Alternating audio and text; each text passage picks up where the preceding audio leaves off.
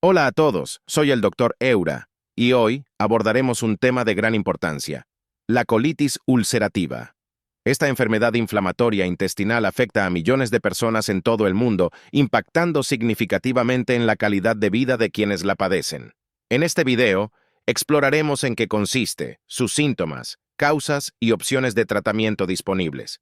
Además, proporcionaremos información útil y consejos para aquellos que conviven con esta condición y para aquellos que desean entender mejor esta enfermedad. Así que, sin más demoras, comencemos a aprender juntos.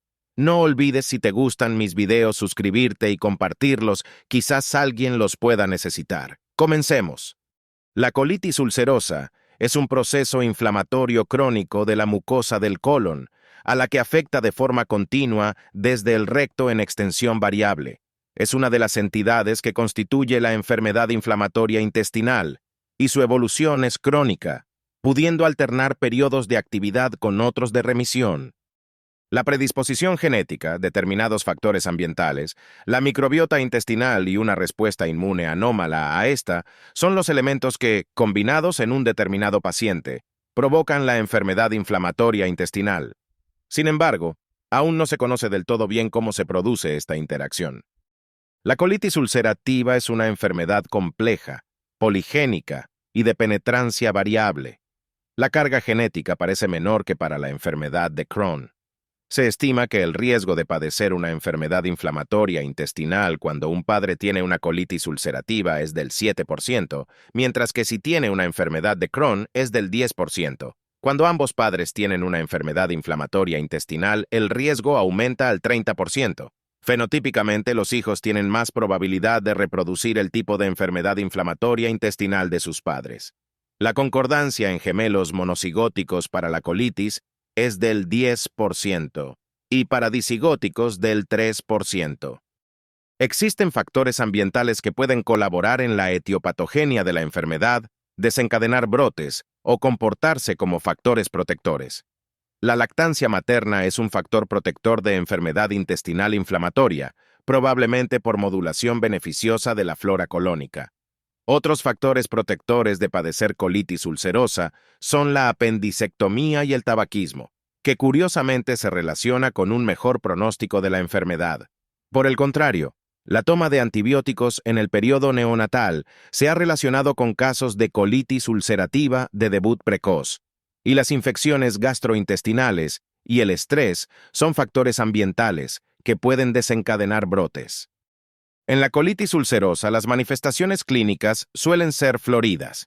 La sintomatología depende de la extensión y la gravedad del brote, siendo los síntomas cardinales las deposiciones diarreicas y la rectorragia.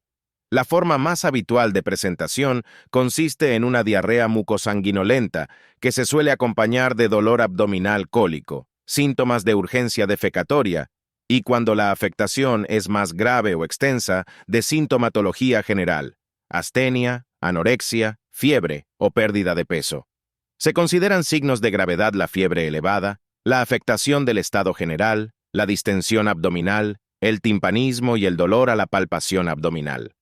Puede manifestarse como una colitis fulminante con más de 6 deposiciones al día, con sangre abundante, anemia, hipoalbuminemia, alteraciones hidroelectrolíticas, fiebre y taquicardia. El abdomen puede estar distendido y doloroso a la palpación, y esta forma puede evolucionar a un cuadro de megacolon tóxico. Tanto la colitis grave como el megacolon tóxico presentan un alto riesgo de perforación, sepsis y hemorragia masiva. Al igual que en la enfermedad de Crohn, la prevalencia de las manifestaciones extradigestivas es variable.